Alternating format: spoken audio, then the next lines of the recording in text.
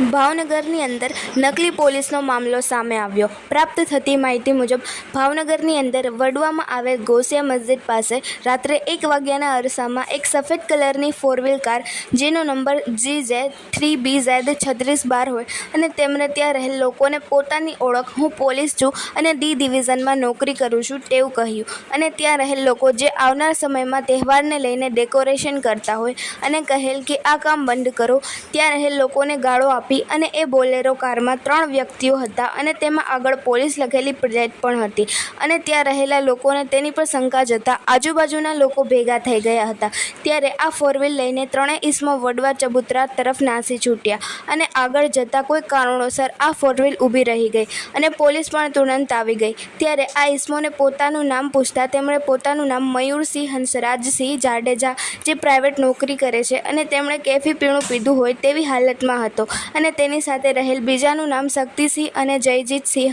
જણાવ્યું હતું। આ બનાવને લઈને લોકોના સ્થળ પર ટોળા એકઠા થઈ ગયા હતા અને ત્યારબાદ આ લોકો જે નકલી પોલીસ સ્વરૂપે આવેલ લોકો પર ફરિયાદ કરવા એ ડિવિઝન ખાતે પહોંચી ગયા હતા અને પોલીસે આ 3 વ્યક્તિઓ ઉપર ગુનો દાખલ કરીને ધોરણસરની કાર્યવાહી હાથ ધરી છે। સંધિ જાગૃતિ ન્યૂઝ તંત્રી જાહિદ મદ્રા દ્વારા।